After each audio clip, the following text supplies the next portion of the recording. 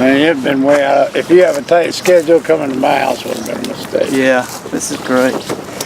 I kept looking for your red camper. Oh yeah, that's long gone. Yeah. Yeah, nice. This is an interview with Fritz Orr at Lake Julian in Asheville on May 1st, 2019. Mike Fischesser conducting the interview.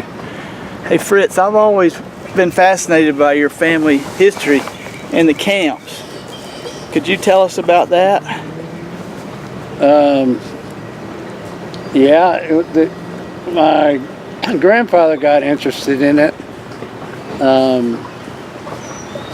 He was good friends with Chief Frank Bell Sr. and Will fills in the story when they were young, and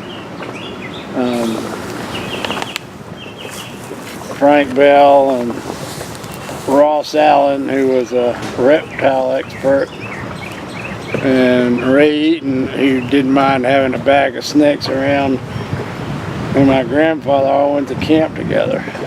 What camp? Or what state? You'll have to edit this. I think it was camp in Raven Gap, Georgia. Will thinks it was a camp in, so I'm not really sure. Yeah. What year do you think? In the 20s? Probably. Wow. Because his I don't remember when my grandparents got married, but he dibbled and dabbled, had different kind of opportunities to do summer camp things around Atlanta, and then at some point, I'm a little fuzzy on this history. I may get the chronological order wrong. He went and became the program director at Mondamit, and my grandmother at the time was pregnant with my dad. And then eventually they had a camp in North Georgia that went for a year or two, and then he started an after-school program in Atlanta in the backyard of a lawyer's backyard. It had about 10 kids, and then that grew into 10 acres, and then that grew into 100 acres. Wow. And then that grew into 200 acres. And eventually, from Nancy Creek Road between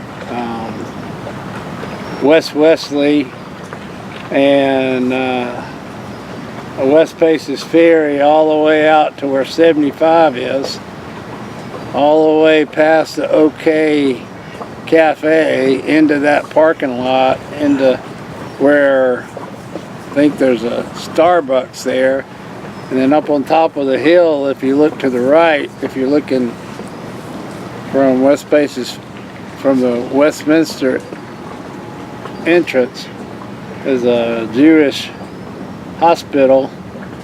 He owned all the way up to there. A lot of that got sold, and he kept a crucial 180 acres that were attached to the original camp, which was, I don't know, 50 or 80 acres. And that became Westminster Schools. Oh yeah. And his dream was to have a summer camp that was attached to a school. And so there was at that point in time, right around World War II, there was a school called Knapp's, and it was junior, senior, freshman, sophomore, college, and high school put together. That didn't work too good for them.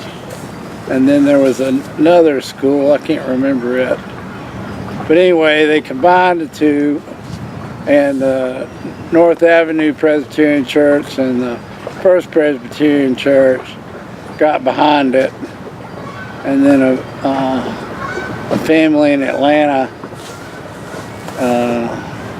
got interested in it, and so that's how that started. And then when my grandfather died, the Fritz Orr Camp Club School was added to Westminster, but the concept there was during the winters, a lot of schools didn't have an afternoon program. They didn't even have. Oh yeah. So he had a gym. He eventually had a gym. He had pee-wee football and a lot of other different sports besides horseback riding, canoeing, camping, all that kind of stuff. Then in the summer it became a summer camp, and at that point West Bases Ferry was still a dirt road. Wow. So there was nothing out there. And so they could come and spend a week or 2 weeks or whatever. I'm not sure how long it lasted. Yeah. And so that was the beginning of his real start of summer camp. And then he got wind of Camp Marywood, that Damie Day was ready to retire. And so after a lot of conversations and that transfer was made. And when that transfer was made, Westminster Schools kind of transferred, the property transferred to Westminster, so it was kind of all that was going on at once. And my grandmother tells me that the first year they would walk down the mailbox together. They didn't know how many people were going. Oh, really? Yeah, support them. And then he really wanted to have a boys' camp, but he promised he'd keep it a girls' camp. Really? But in the process, he brought all the hiking, canoeing, horseback riding. He was a big horseback rider. And he brought all that to Marywood, and they had a truck. They had like 10,000 miles on it. And after the first summer, they had 80,000 miles on it. Really? And, it was the old, had bars over it where you could put a tarp on it. Yeah. And the girls would get in the back, and away they'd go. Wow. And so, back in this was about 1950, I think. Yes. When Westminster kind of started and then Marywood started. And then my family ran Marywood. My grandfather died in '67, I believe. Dad took over, ran it to '78.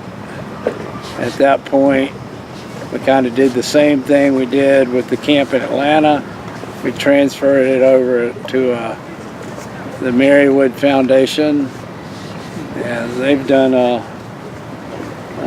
outstanding job of keeping it a camp and keeping it a camp that'll be there for, until the sun doesn't shine. Yeah. So. Did you grow up at camp as a young boy? Yep. Marywood? Yeah, at first I would go to the one in Atlanta. Yeah. And my grandfather would put me on a horse, and I'd ride a horse as long as it would keep me on, or until I couldn't walk. I had a horse named Dusty. And so I spent a lot of time there. But when I was about 5 or 6, 7, I would go up and stay with my grandparents at Marywood. And they had a little bed and where the bed sat, there was a window, and it was right above the falls at Marywood. Wow. So you couldn't hear anything but that. Yeah. That was easy to go to sleep. Huh. So, and then they had at Marywood each Sunday they had a hike. They would hike up Old Ball and then hike the Cow Rock behind Old Ball, which you could walk over and look off into the Jennings property off Laurel Knob. Oh yeah. And then they would hike across Sapphire Valley and hike up Chimney Top. And then the younger campers would go to Panther Town for 3 days. And then the middle-aged campers would go to the Smokies for 3 days. Huh. And then the older girls, they would go on what they call the three-way. And this was really cool because you had to be a really good horseback rider, but you'd ride a horse out of camp over Toxaway Mountain and down into the gorges and camp. And they had a tandem four-wheel drive truck that would meet you. And Yeah. it had all their gear and everything. And they'd set up a base camp and cook. The next day, they would bring other girls in. Those girls would ride the horses back. And the girls that rode the first leg would hike one of the gorges next. Really? And they'd hike either the horse pasture or the Toxaway, the part people paddle now. Uh-huh. And back then you looked at it and went, well, yeah, but not really. Well, it's pretty impressive what they're doing today. Yeah. And then that dumped out into what they call the Toxaway Narrows, which you can read in Will's book, and they would paddle. Then the truck would drive around and meet them there with the canoes, and then they would paddle down the Toxaway Narrows into the Kiowee. So Marion also ran trips on the Kiowee before Lake Joe Cassidy was there. Wow. And so I remember one trip where they were dumping the rocks, to make the dam. Oh wow. So that's a deep lake. Is it? Yeah. Wow. That was some wilderness Yeah. in the gorges back then. I'll bet. But that was a really unique thing they did at Marywood. And so some of those gorge hikes, they were stressful, and you're climbing over big rocks, and we didn't have any harnesses but you were lowering people down, Risk was a different concept back then. That's wild. So did you learn to paddle and fall in love with paddling at Camp Marywood? Yeah, that's kind of. Huh. Before my grandfather bought it, Marywood has a captain's program, and so it changed a little bit when my grandfather got there. Now, another key individual is Hugh Caldwell, who was the head of philosophy at Sewanee. I believe his father was the president of Georgia Tech, but I believe he had a PhD in physics and then a master's in physics and PhD in philosophy. Very well educated, but he loved camp life, and he worked with my grandfather at the Fritz Orr Club camp. And so when my grandfather bought Marywood, Hugh came, and Hugh became the person that ran the trips. Yeah. And so I looked up to him a great deal, and so I kind of chose the paddling side instead of the because you didn't have to feed the canoes. Horses you had to feed and clean up after. Yeah. I liked riding horses, but I really took to canoeing for some reason. Did they even have kayaks back then at camp? Yeah, in the early 60s, deck boats began to show up. And the first one was the Traveler, which I showed you a picture of. It was a kind of a black fiberglass looking, almost looking open canoe with really low profiles, and then it had a rubberized canvas deck. Wow. Like you would find in an Army Surplus store, those old waterproof bags that you tied up with a shoestring. Yeah.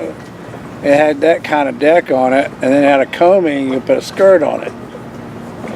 Wow.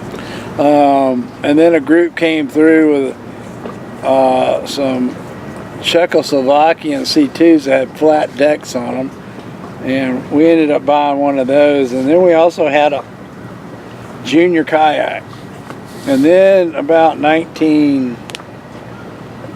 guessing 74, 73, maybe somewhere in there. 72 is like a big year for the whole southern. That's when I'll get into that in a minute. But Dad decided that there wasn't really a lot of companies making boats at that point. So there was a group of folks in Oak Ridge that were really competent paddlers, Martin McGunn and Reed Grider, and I can't remember that. But they were pushing the envelope hard. They were paddling things like Daddy's Creek and the lower part of the Pigeon. Wow. Coming out of the Pisgah. In open canoes? No, they were paddling deck boats. Oh, okay. And they had a 73 centimeter pond with the egg-shaped ridges on the deck. Dad bought them. Martin Begunn's mold, hired Martin. Martin came to Marywood and we started building boats, and that's kind of how. And then from there we bought a kayak mold eventually. And so when the girls, after they became a captain that summer after that, they would come back and build their own kayak. Wow. And if they didn't purchase it, then it went into the fleet. And so Marywood had about 50 wooden canvas canoes at that point. And then the Grumman canoe was like the go-to whitewater canoe. Blue Hull was about to get started. And so, it was mainly a fiberglass kayak, and then nylon got introduced, so that was the first synthetic that went into them. And we built probably over 8 years, we probably built 100 and something boats. Wow. I guess. I can't document that. That's amazing. Yeah. Were any other camps building boats at that I think time? Mondamin was doing something. Not really. I don't think High Rocks was. When I was a certain age, they shipped me off to High Rocks, and High Rocks sent over their daughters, so it was a trade. And High Rocks had a really good open canoe program, still does. And that was a lot of fun because I went with my best friend. We got to paddle all kind of stuff together. I mean, back then you had to paddle the entire Section 3. They didn't have all the get out at thrifts and or towed up to Fall Creek or anything. That was out of the question.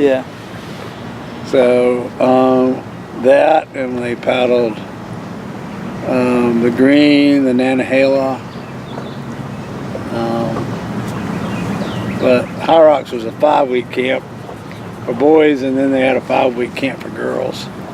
And I think Will Everett worked at the girls' camp. But Will and I were cabin mates at the boys' camp. But to circle back around to Marywood, so that boat building program kind of extended the opportunity for the girls to then transition back into the staff. And that formula was still works today. You can still find it at Mondamin, at High Rocks. You can find it at Marywood, Alahi, and I'm probably missing some camps that Carolina, Falling Creek. I imagine they have some. But now all the camps have pretty strong paddling programs and pretty strong kayaking programs. So they were the emphasis before the NOC showed up. And when the NOC showed up, that really changed a lot of things. Yeah. Or expanded the opportunity for a lot more people to get involved in the sport. Back to boat making just for a second. Did you guys ever hear of any other camps in the United States, not Canada, but the U.S., making boats with the campers? I know Mondamin would repair their wood canvas canoes with. They had somebody there that was doing that, and I think there were some camps in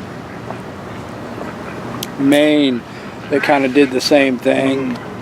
And then there's a camp in Maine called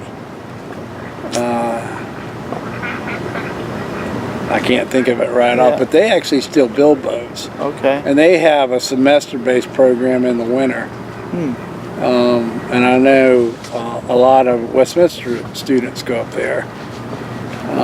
But they have a program where they'll row and sail out of their river into the bay, and then we'll go up the coast and come back. Nice. A little bit different than whitewater, but I'm trying to think. If there is, I'm unaware of it. So there may be. I would imagine there were people that went to camp,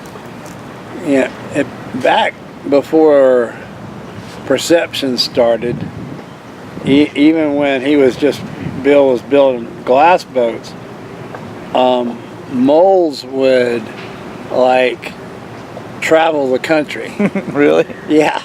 And you get on the list, and there was no interweb or cell phone or email, and it was all kind of structured through a club or somebody you knew.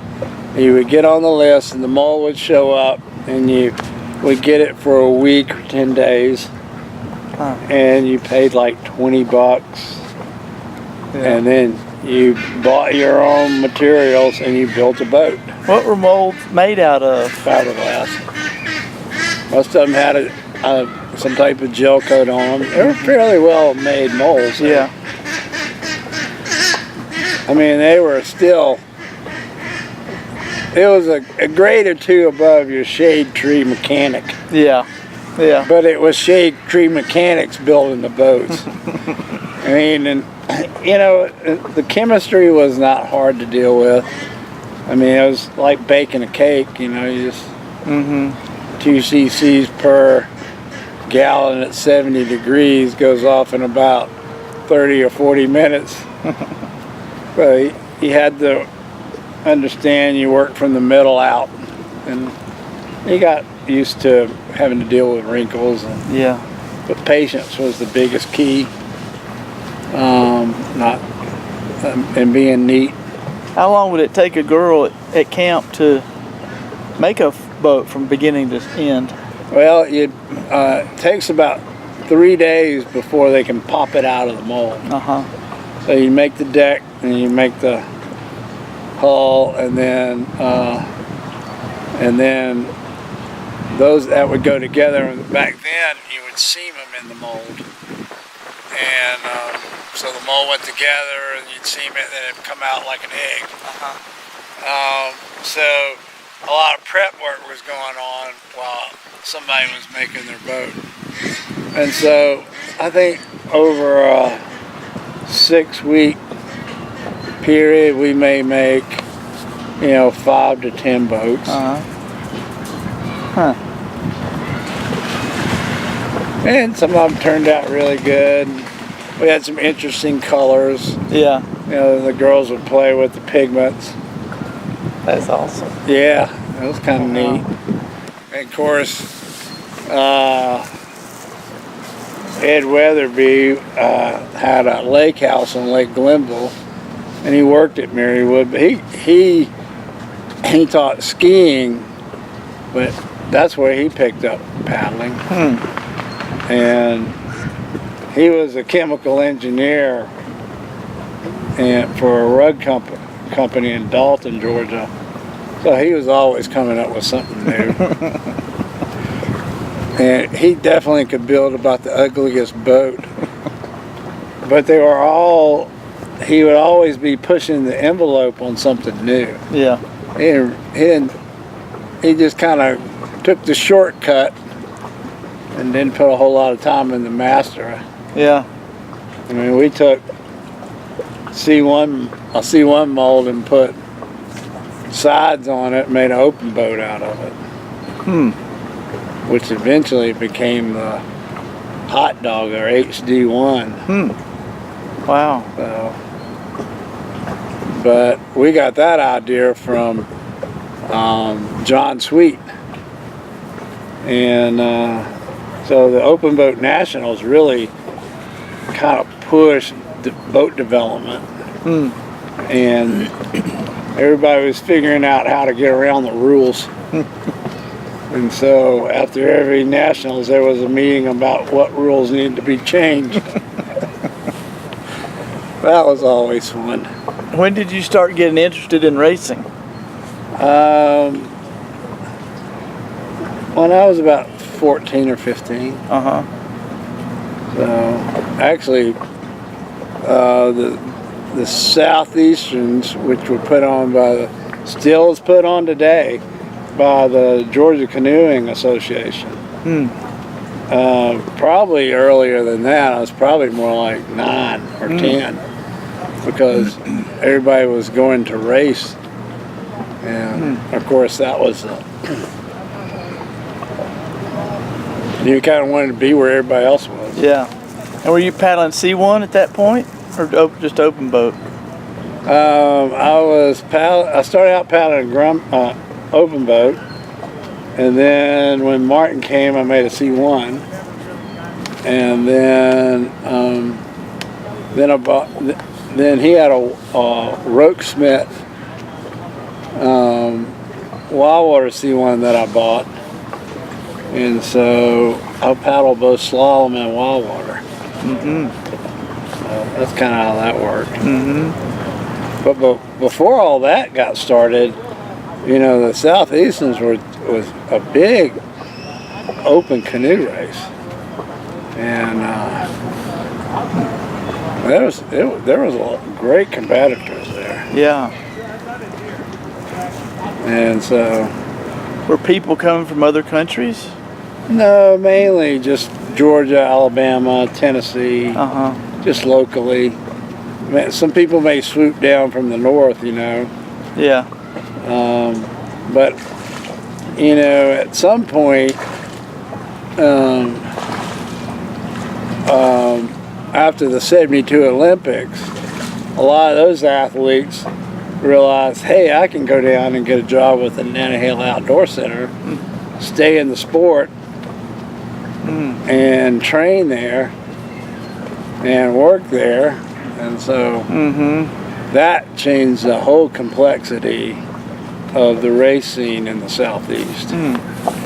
And then it wasn't a couple of years after that, closer to the end of the 70s, there were races on the Tellico and downriver races on the Little Tennessee, Tuckasegee Gorge. They had the Southern Cup, Nantahala, Tellico. I can't think of where the third race was. I think it was at Little Tennessee. I think the slalom though was still over on the Nantahala. And today that's become the Glacier Breaker or whatever. May have even another name at this point.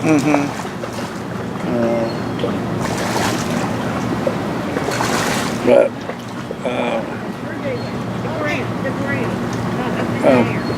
Payson made a really smart move, bringing Kerry Ashton and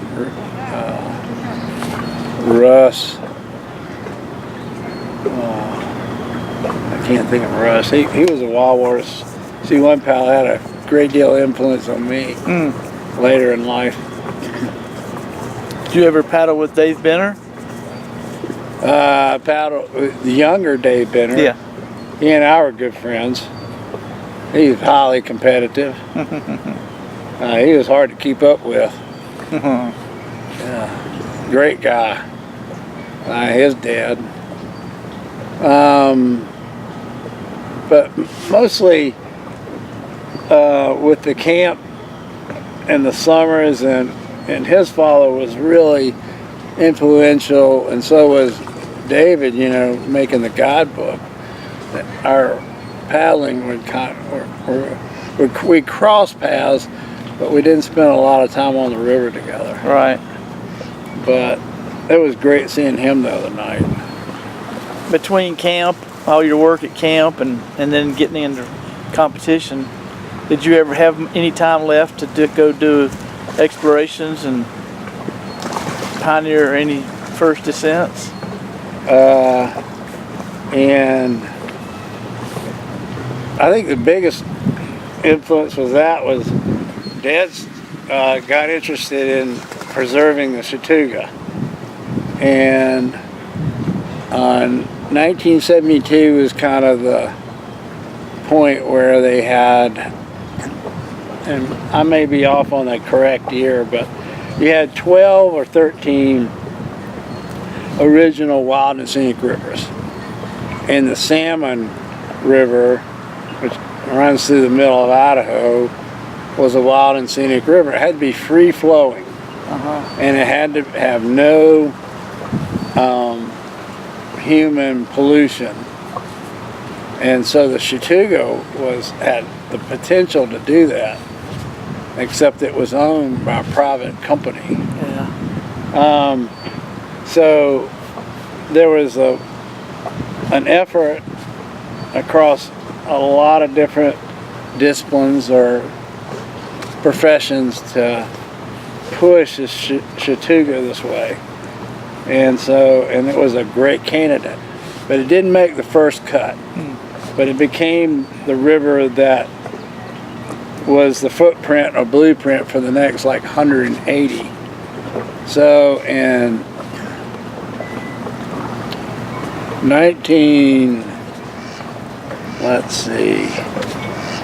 69, I believe, maybe that's 69, I believe that's right.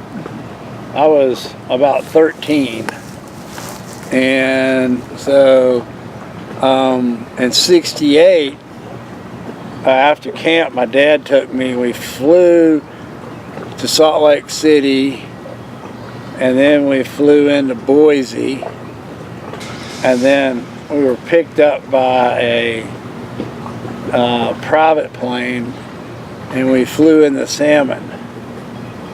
Now, at that point, Idaho was like almost like Alaska is now.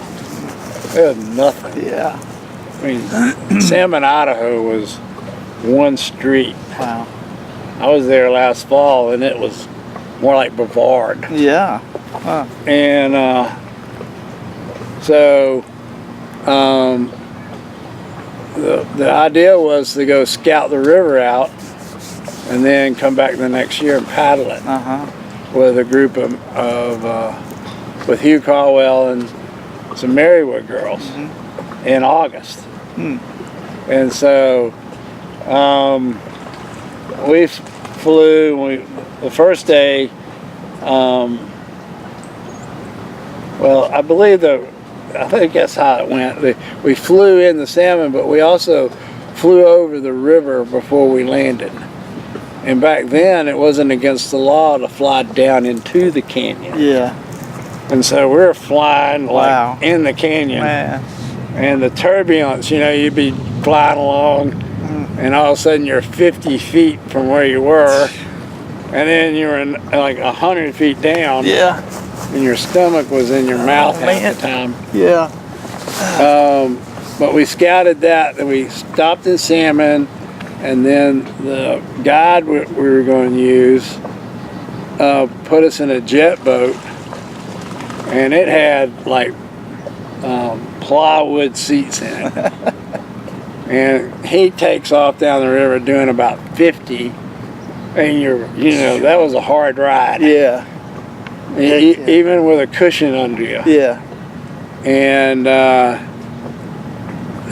he was showing off a little bit, of course. Yeah. And that was fun. He catches a rock, and there's like a 15-foot stream of water, and we're like 15 miles from Cane Creek, or not Cane, the Put In. Yeah. I think that's Cane Creek. But he stuffs a rag in there, Idaho style, and motors it back up the river. Man. And he had it's no longer there. The Forest Service would take these things out, but he had a hunt camp there. And the river, they rafted the river, and there were a lot of jet boats on the river in the 60s. But the main emphasis out there at that point was hunting. And so then the next day we flew the Middle Fork. And that's one section I've never had the opportunity to run yet. But we flew down in that canyon and actually landed on a beach. Really? Yeah. How'd you do that? With tires? You had tires that would do the sand? Yeah. Wow. And these guys were bush pilots. Yeah. What was really cool is the airport would have a car. And the car had a slot, and you just put money in it. No way. Yeah. Key was in it. Oh my God. So, you put $5 in it or something. Gas in the 60s was nothing. And the Middle Fork of the Salmon is where Les and Susan eventually developed canyons? The Middle Fork and the Main Fork. Okay.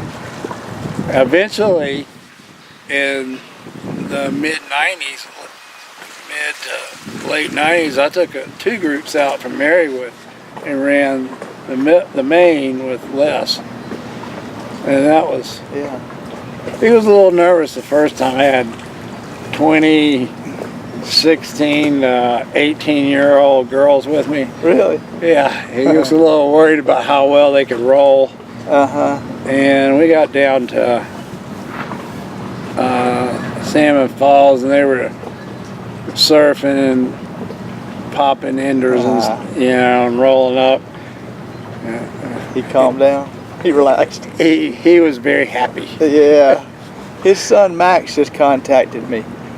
A great paddler, great guy. Yeah, he wants to go up and paddle the Little Nahanni into the South Nahanni, and then get out and take his climbing gear up and go do Lotus Flower Tower and come back and then continue on down the South Nahanni. A nice guy. I had dinner with him on one of the trips out there. Did you? I never met him. Super person. So. Wow. I hope he does it. Yeah, and they have a daughter too. And the second trip we were on, she led it. And she has a little bit of Les in her, and a little bit of her mom in her. But those were fun trips. When was the last big competition that you did, and what was it? The last international competition I did was the 93 Worlds in Mazzana, Italy. And what were you paddling? A wild water C1. I paddled in the 93 Worlds, the 91 Worlds. I was like the 5th boat in the 89 Worlds. They took 4 boats. So I got to be the they allowed me to race and get a time, but it didn't count. But that really started the whole thing. And then I made the team in 95, but I'd been to Bala twice, so I decided at that point to kind of retire. Retire from competition.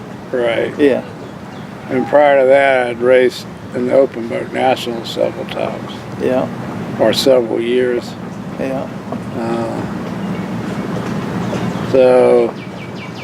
In 91, I went over and raced in the World Cup.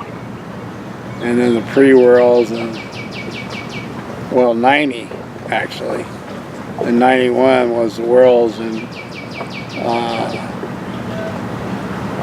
Yugoslavia, Bovis, Yugos.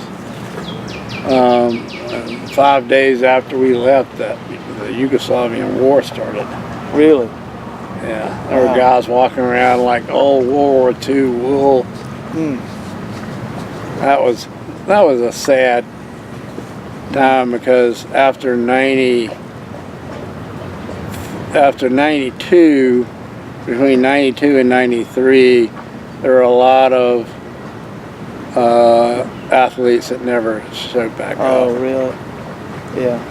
And nobody, they just kind of disappeared off the face of the earth. Yeah. And one guy in particular, he was a great guy, great competitor. Do you still paddle the sea boat today? A little bit. Yeah. How are your knees? Well, it's more like your ankles. But you've never had to have knee replacement. No. Yeah. No. The wild water boat, you had to sit really like 4 inches off the bottom, because it was so tippy. Yeah. You'd lean to one side and paddle on the other to make it go straight. Wow. And it was only about 18 inches wide. Wow. At the 4-inch waterline. Can't imagine. But I configured my seat so it had a tunnel under it, and I could wrap my feet up under me. And so my feet weren't just flat out. Yeah. And that allowed me to stay in the boat for about an hour. Without my feet going to sleep. One year we paddled the Rio Grande in wild water boats, the whole 248 miles, self-contained. Ran into Davidson and Ed Doherty, Really? They were cooking chicken and all, Raft support? Yeah, raft support. Someone hit the ground and we'd... Oh, man. Yeah, we were like, licking the inside of the freeze-dried food thing. Oh, how could your ankles have done that? We would rest we'd get out about every hour. Yeah. Wow. But, or every hour and a half. Water was the big problem. Oh, yeah. Hate to carry it? You carry it, but just being able to time it. So you didn't have to pump it out of the river. Yeah. We pumped it out of the river, we had to let it sit in a pot. Yeah. I mean, it wasn't much different than the leaves on the ground here. Silt. There's some of it silted. Yeah. Wow. And a lot of the best water came out of the hot springs. Really? Yeah. It didn't taste sulfury, or? Yeah, it did. Oh. But it wasn't silty. No, I carried packs of Gatorade with me. Yeah. Was that a camp trip or just personal? That was 3 of us. Andy Bridge, and I'll think of his name here in a minute. One of Andy had a boat building company that was located at Valley Mill Camp in Washington, D.C., which is a day camp. And almost had his name. Nelson. And the 3 of us went, and Nelson was a Valley Mill camper. It's Tom McEwen's group. Yeah. And, you know, Tom's still paddling at a really high level. Huh. They were, McEwen brothers, weren't they the first to run Linville? Yeah, Tom and Jamie. Uh-huh. Yeah. Did you ever have any interest in Linville? A little bit. You know, I put all my efforts in the paddle and wild water. Mm-hmm. And either that or having enough money to finance it. There wasn't a whole lot of little support at that point as a amateur athlete, unless you were in one of the Olympic disciplines. Yeah. And we weren't Olympic.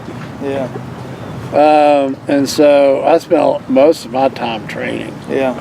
Because the competition was pretty stiff. Yeah. I mean, if you couldn't hold 192 heartbeat for 45 minutes. Really? Yeah. Damn. You weren't going to be in the top 12. Wow. So when did you take an interest in making those beautiful paddles? Well, I made paddles for myself while I was racing. Racing. The same way you make them now? Not as pretty. not quite as. Huh. I didn't have the equipment, and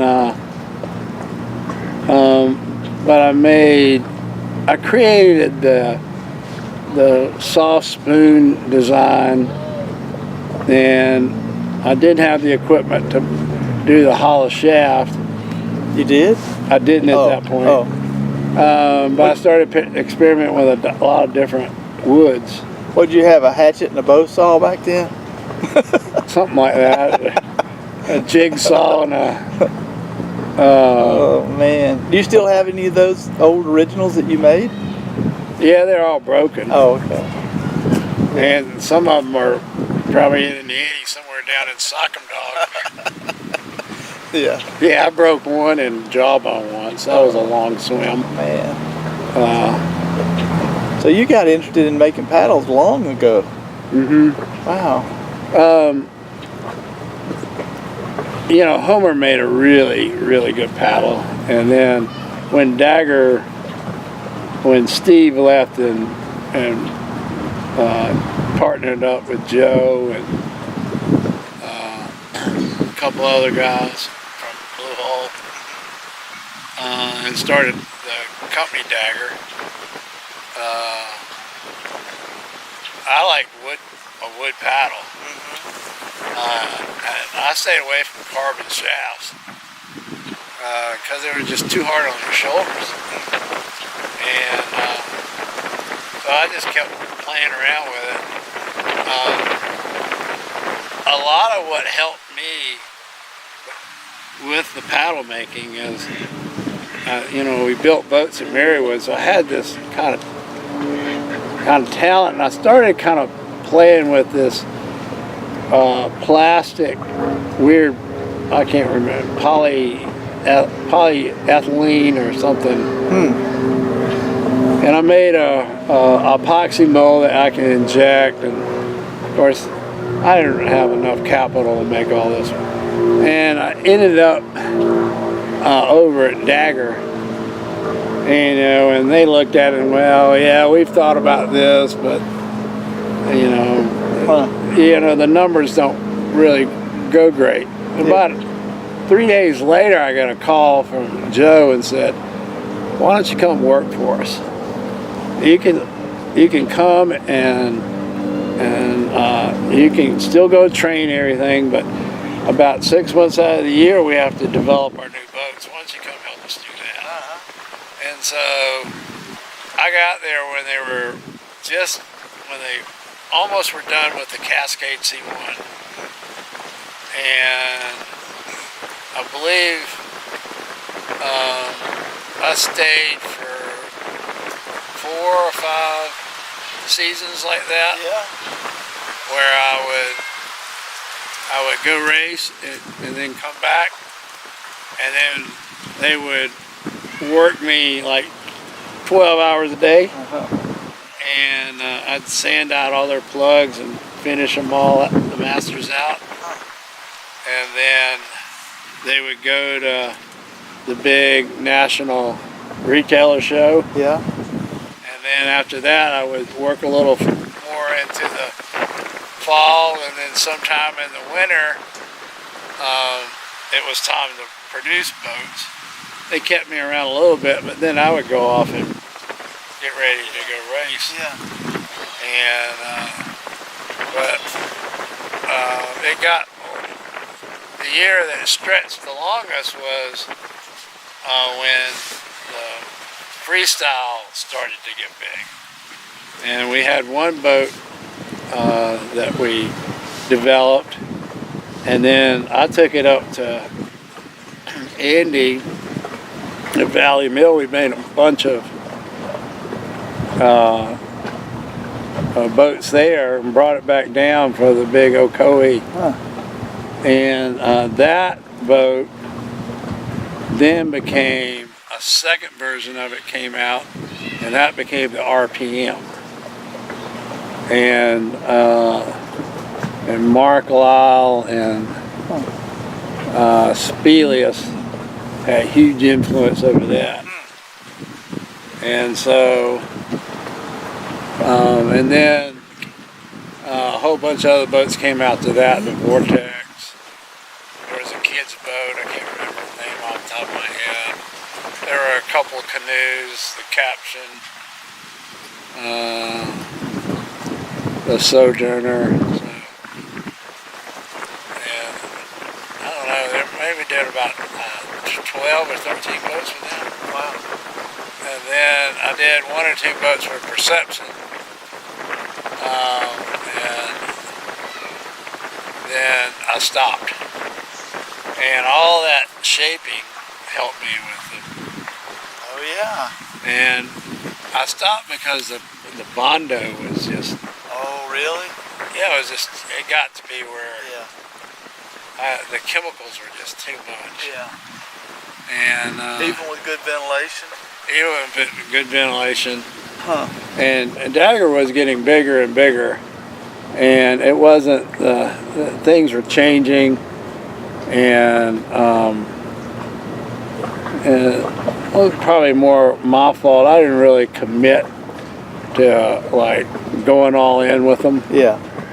I was too much of a free spirit. Well, that was a good thing though. Yeah, but Joe Pulliam was a great guy to work for. Huh. He was a super guy. Yeah. I have a lot of respect for Joe. But anyway, that was all fun. Yeah.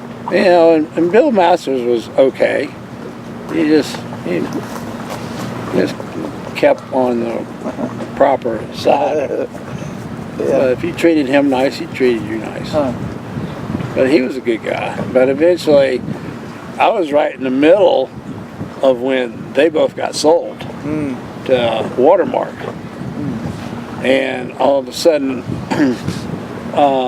Bill let the entire R&D staff go. And I was the last one to see ya. It was the day before my contract ran out, and Yeah. you know, well, it's been nice, but Yeah. see ya. What can you do? Yeah, that was okay. Yeah. And so, about a week later, I got a call from some guy from the Wall Street Journal writing it may have been 2 months, 3 months, and probably more like it. But anyway, I got interviewed by that guy, and that was interesting. What he had heard, and Wow. a lot of it was rumor. But anyway, you know, then that all started. Yeah. And now, you know, Confluence got started, and then they merged. And now that's all held by a private equity firm. And all the brands have kind of moved around and changed their... Yeah. It's kind of interesting. Yeah. Yeah, it was interesting talking to Bob Lance about the Blue Hole development. And they built about 20,000 and then stopped. Yeah. Well, things change, things evolve. Yeah, that mold's still around. And in the right hands, they could still mold that boat, maybe put wood gunnels on it, and it would sell. Yeah. There's nothing wrong with that boat. Nothing else close to it right now? I mean, there's lots of choices out there. Yeah. And there are a lot of modern day, you know, the open boat community went through the short boat craze. And it's still kind of in that craze. I think it's on the latter end of it. I think it's more like a fashion statement. And I see less and less video and people doing stuff on Facebook than I did 2 years ago. Really? And it would be interesting to see the sales numbers. And they still sell a few sub 10, what I call a sub 10 boat. Yeah. But now you're seeing like a 12, 11, 12, 13 type length. Yeah. And those boats are selling stronger. Huh. But what amazes me is the price. Really? A plastic boat is like $2,000 plus. And you can build a carbon fiber Kevlar boat for that. And I think that's kind of interesting. Yeah. And so I think a lot of that happened because when Rolex discontinued ABS, and I think a Skeef in Canada, everybody owes them a tip of the hat because they struggle financially, but they developed their own ABS, T4Max or something. And I think it's about to catch on. I think you're going to see larger canoe companies like Winona, and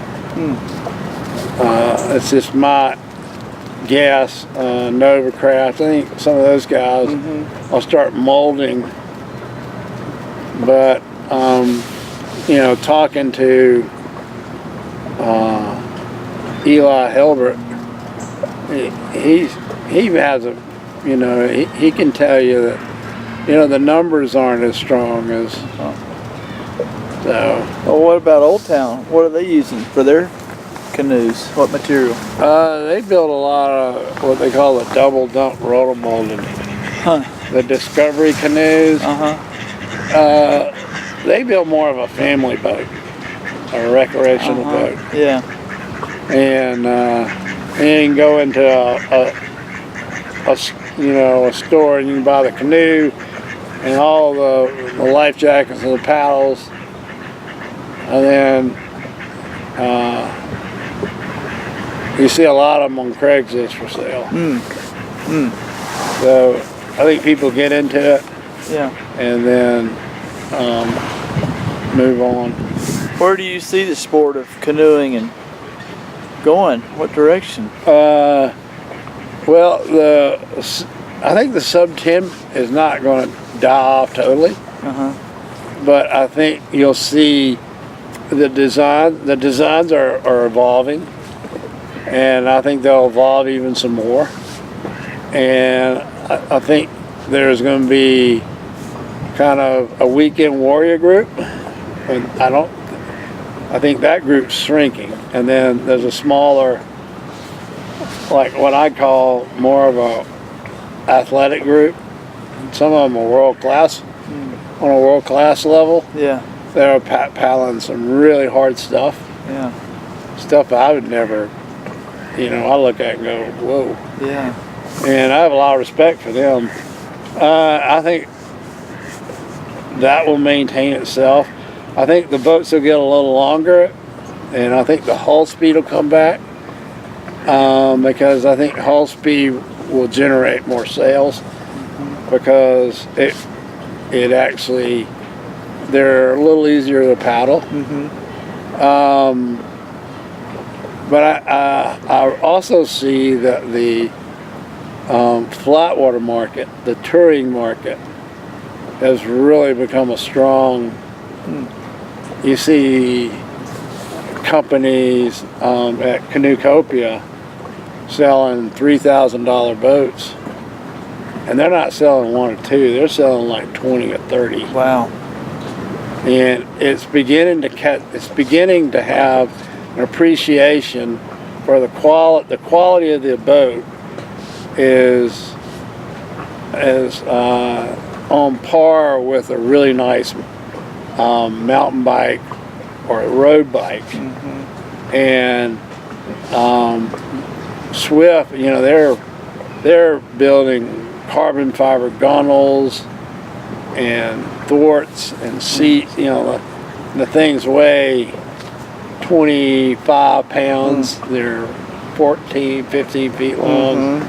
They're 26 inches wide. They're David Yost design. They're nimble. They're quick. Wow. And they have some modern day rocker in them, where they have maybe a little more rocker out the stern. The stern is that rocker, and the boat's asymmetrical. So it's and then they're little, whitewater is kind of a niche market, and then flatwater freestyle is a very small niche market. And there's even smaller is the whitewater freestyle canoe. Yeah. And then there is still a really strong wooden canvas market. Is that right? You have to look for it, but it's out there. Huh. There are a couple of really good builders in the U.S. Wow. And there are a ton of them in Canada. Yeah. But there's a thing called the Wooden Canoe Heritage Association, I think. Uh-huh. I don't know, I'm a member. But this is a really great group of people, a little bit more of your retired group. And they have a lot. They're bringing in their grandchildren who are taking an interest in this. Wow. And you're seeing over in Europe, you're seeing some. I would say the freestyle open canoe market in Europe is stronger than it is in the U.S. But there are people buying very nice canoes, and they'll come like to a lake like this, or a lazy river, or a blackwater river with a little current in it, and they're not the youngest group, but there's a over 40, 35 year old group that's enjoying that. You see a lot of people, or hear a lot of people talk about the boundary waters, trying to protect that. But that gets used a lot. So once you go past northern Kentucky, once you pass from Kentucky into Ohio, and then you drive about 6 hours up, the sport changes a little bit. And more Canadian influence? More flatwater influence. Marathon's big up there. So like in the kayak market, the kayak market has a real strong whitewater, and it has its different degrees of, the weekend warrior, somebody they paddle 180 days a year, and then the guy's bordering on professional. You know, that's got a logo on his helmet. But you know, in that market, you also have sea kayakers. That's a huge market. And then the wave ski, or the open racing kayaks, you're seeing more and more of, that's becoming very, I see more and more of those. There were some here. Yeah, I was going to ask you about that, but I didn't want to stop your story. They came paddling by. But I think it'll be interesting. I think canoeing kind of in the 90s went through this kind of stall out period, and it's really fun to see some interest be regenerated by its history, especially in the South. There's a lot of history in New York, on both whitewater and flatwater. But the other thing I see is that the companies are like there are one or two that really do well nationally, but there's several smaller companies that are doing well locally. And there's a little company, and I have a friend that runs a little bitty canoe company in Colden, New York. He builds about 4 models, and you know they're about $3,000 a piece, but they're a very nice composite boat. Yeah. And he sells, you know, I don't know, 25, 30 a year. He has other business interests. Yeah. But there's several companies like that. That's interesting. And then there are, off the top of my head, I can think of 4 really strong wood canvas companies.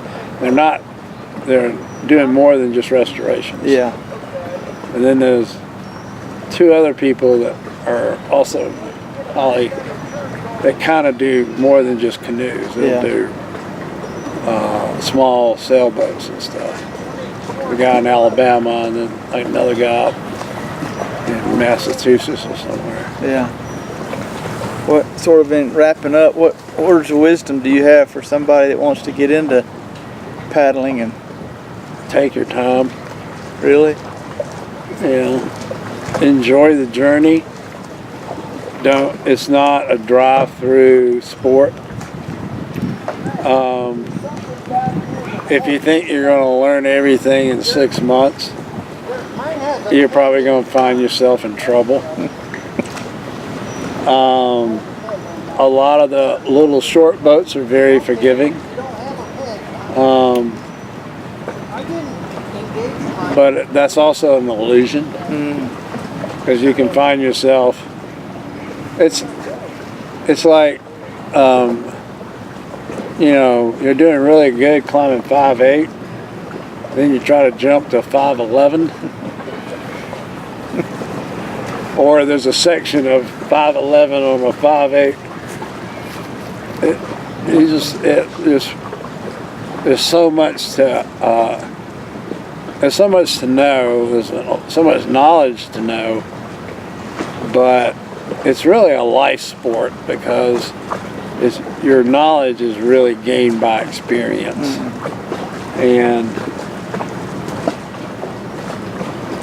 But that's the fun part of it. I believe it's the journey. Yes, the people who really are enjoying the sport are committed to it. And you know, I think there was a point in time in the outdoor industry where, you know, you wanted to be a really good climber and a really good paddler and a really good mountain biker. But, you know, it's hard to be really good if you diversify. My grandfather always said, be really great at one thing, but know a lot about everything else.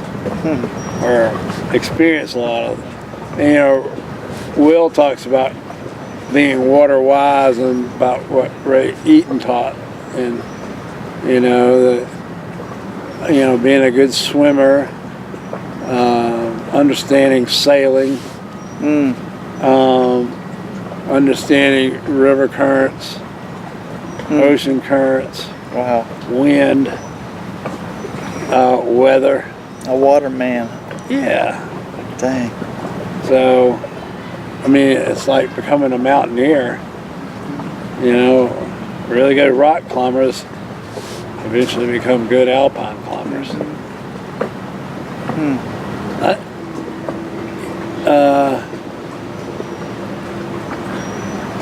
If you look, it's real easy to enter the sport. You can find a cheap boat. You can find an older model for $300-400. Sometimes you can find one for $100. You know, the most important thing to buy is a really good life jacket or a PFD, and the equipment you put on, and then slowly build up to buying an expensive boat. Considering how expensive they are these days. Yeah. I mean, if you were to just enter the market and buy everything, including a dry suit, you could be paying off your credit card for about 5 years. I know. Oh man. Well, thanks, Fritz. This has been great. I enjoyed the heck out of it. Thank you. I can't thank you enough for being the force behind all this. Oh man, it's fun. Yeah, We got a little ways to go still. a little bit. Yeah.